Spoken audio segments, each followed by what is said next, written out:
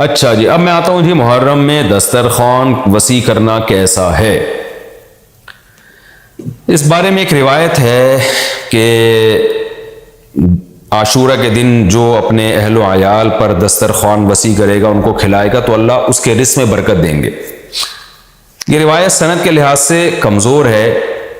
بعض علماء کی رائے یہ ہے کہ اگرچہ کمزور روایت ہے مگر فضائل میں چلتی ہے، تو کوئی اچھی نیت سے دسترخوان وسیع کر دے، وسیع کر رہا ہے نا، کوئی یتیم کے منہ سے نوالا تو نہیں چھین رہا نا، کھلا ہی رہا ہے، تو اگر کوئی گھر والوں پہ اس دن اچھا کھلا دے گا تو اس میں کیا حرج ہے۔ بعض علماء کی یہ رائے ہے، وہ بھی اصحاب علم ہے، لیکن بندہ ایک کو ہمیشہ سے ایک اشکال رہا ہے کہ جب ایک بالکل بے غبار صحیح حدیث ہمارے سامنے موجود ہے تو اس کے مقابلے میں ایسی کمزور روایت کو ہم کس بیس پہ ترجیح دے سکتے ہیں۔ ہمارے سامنے جو بے غبار اور بالکل مستند حدیث ہے، جس کی سند پہ کوئی کلام نہیں ہے، وہ ہے روزہ، عاشورہ کے دن روزہ رکھنا چاہیے۔ روزہ اور دسترخوان آپس میں جمع نہیں ہو سکتے، یعنی عاشورہ کے دن جب آپ دسترخوان وسیع کریں گے تو روزہ کیسے رکھیں گے؟ تو بعض لوگوں نے یہ تعویل کی ہے کہ افطاری میں کر لیں آپ، تو افطاری میں تو 10 تاریخ نہیں رہے گی نا، 11 شروع ہو جائے گی، وہ تو 11 محرم ہو جائے گی۔ بعض لوگوں نے یہ کہا کہ جی 9 محرم کو جب سورج غروب ہو تو عاشورہ کی رات کو دسترخوان وسیع کر لیں۔ تو حدیث کے ظاہر سے تو عاشورہ کا دن معلوم ہوتا ہے کہ جب عاشورہ والا دن شروع ہو چکا ہو، یعنی صبح صادق کے بعد، یعنی حدیث میں تکلفات کرنے پڑ رہے ہیں، اس کی تعویلات کرنی پڑ رہی ہے۔ تو اس بارے میں علامہ ابن تیمیہ رحمہ اللہ کی رائے ہمیں بہت صحیح معلوم ہوتی ہے۔ انہوں نے یہ لکھا ہے کہ اصل میں ہوا یہ تھا کہ جب شیعہ حضرات نے عاشورہ کے دن کو منحوس سمجھنا شروع کر دیا کہ یہ منحوس دن ہے اور اس میں غم کا دن ہے، تو بعض سنیوں نے ان کے مخالفت میں نا اس کو خوشی کا دن منانا شروع کر دیا۔ یعنی ہوتا ہے نا، آپ کسی کی مخالفت میں حد سے تجاوز کرتے ہیں، تو انہوں نے خوشی کے دن کے لیے اس میں کھانے پینے کی روایتیں گڑھ لی، کھاؤ پیو کھلاؤ پلاؤ، تاکہ بالکل ان کی مخالفت ہو۔ تو حقیقت یہی معلوم ہوتا ہے کہ چونکہ صحیح حدیث میں روزے کا تذکرہ ملتا ہے، اور روزہ اور کھلانا پلانا جمع نہیں ہو سکتے۔ اگر یہ جو دوسری عاشورہ کے میں کھانا کھلانے والی حدیث بھی بالکل بے غبار اور مستند ہوتی نا، تو ہم دونوں کو جمع کر کے تعویلات کر لیتے کہ جی افطار میں کھلا دو اور سارا دن روزہ رکھو، یا نابالغ بچوں کو دن میں کھلا دو اور بڑوں کو روزہ رکھوا دو، تو ہم تعویلات کرتے اگر یہ اسی ٹکر کی حدیث ہوتی۔ لیکن یہ کمزور حدیث ہے، تو اس کو اتنی صحیح مستند روایت کے مقابلے میں ہم کیسے لا سکتے ہیں؟ تو وہ ابن تیمیہ رحمہ اللہ کی بات کافی معقول معلوم ہوتی ہے کہ بعض شامی لوگوں نے یہ روایت کو گڑھا ہے صرف شیعہ لوگوں کی دشمنی اور مخالفت میں، کہ اس کو خوشی کا دن، تو عاشورہ کا دن تو نہ غم کا دن ہے نہ خوشی کا دن ہے، عبادت کا مقدس دن ضرور ہے، تو برکت کا دن ضرور ہے۔ تو اس لیے اس میں صحیح بات یہی معلوم ہوتی ہے کہ یہ کھلانا پلانا والا جو روایت ہے یہ ہمیں صحیح معلوم نہیں ہوتی۔ روزہ رکھیں، اور افطاری میں تو ویسے ہی دسترخوان وسیع کرنا چاہیے، افطاری میں سموسے پکوڑے جلیبیاں بچوں کو کھلائیں تاکہ ان کو روزہ رکھنے کی اور زیادہ حوصلہ افزائی ہو۔ تو اس لیے ہماری رائے اس میں یہی ہے کہ عاشورہ کے دن بس روزہ ہی کی فضیلت ہے، دسترخوان والی بات ہمیں ٹھیک معلوم نہیں ہوتی، کیونکہ اس کے مقابلے میں جو ہے نا، دسترخوان والی حدیث کے مقابلے میں زیادہ صحیح حدیث ہے جو روزہ تو کھانا پینے سے اجتناب کا نام ہے، اور افطاری میں تو ویسے ہی آدمی کھا لیتا ہے، وہ اس کے لیے پھر ضرورت نہیں ہے الگ سے ہمیں کسی روایت کی۔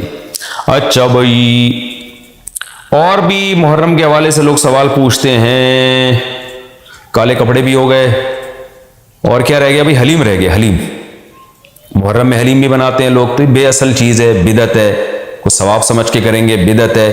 بعض لوگ کہتے ہیں ہم ثواب سمجھ کے نہیں کر رہے، ویسے ہی سب بنا رہے ہیں تو ہم بھی بنا رہے ہیں، تو بدعت کی تائید تو ہو رہی ہے نا۔ آپ پورا سال پڑا ہے حلیم کھانے کے لیے، آپ کو کیا مصیبت ہے کہ آپ محرم میں دیگ پکائیں؟ پورے سال کیوں نہیں پکا رہے تھے آپ؟ تو جب ایک رسم معاشرے میں غلط رسم پھیل جاتی ہے تو اس کا بائیکاٹ کرنا چاہیے، تو آپ نہ بنائیں، کسی اور مہینے میں بنا لیں آپ۔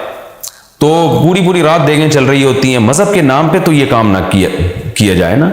اور جو لوگ کہتے ہیں مذہب کے نام پہ نہیں کر رہے، ہم تو ویسے ہی انٹرٹینمنٹ کر رہے ہیں، تو یار کسی اور دن کر لو بھائی، تم پورا سال پڑا ہوا ہے نا، ہم نے کب کہا ہے کہ آپ دیگیں نہ پکائیں؟ آپ پکائیں، پوری رات گھوٹے لگائیں اس میں، کسی اور دن کر لیں آپ۔ اس لیے اسلام کو بچائیں خرافات سے، اسلام کو ہمارے ذمے ہے کہ ہم اسلام کو اسلام وہی ہے جو نبی لے کر آئے، الیوم اکملت لکم دینکم واتممت علیکم نعمتی ورضیت لکم الاسلام دینا۔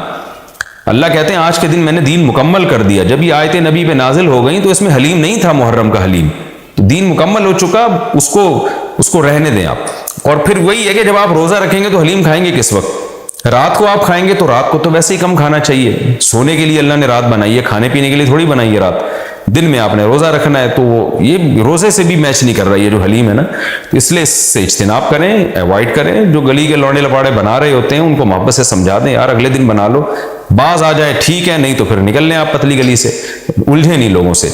تو یہ محرم کے حوالے سے کچھ باتیں تھیں۔ بھائی نبیل بھائی کوئی بات رہ تو نہیں گئی ہے آپ کے ذہن میں ہو تو بتا دیں، تاکہ یہ تو لوگوں نے جو سوال پوچھے تھے اس کے جواب تو میں نے دے دیا، آپ کے ذہن میں بھی کوئی سوال ہو تاکہ ٹاپک کمپلیٹ ہو جائے۔ محرم میں جھاڑو لگانا جائز ہے؟ جھاڑو سے کیا ہوتا ہے؟ یہ کہہ رہے ہیں وہ لوگ کہتے ہیں محرم میں جھاڑو نہیں لگانی چاہیے۔ اچھا، محرم میں مرثیے سننا اور غم منانا اور رونا، سینہ پیٹنا، نبی صلی اللہ علیہ وسلم نے تو گریبان چاک کرنے والوں پہ لعنت کی ہے، بخاری مسلم کی روایتیں موجود ہیں۔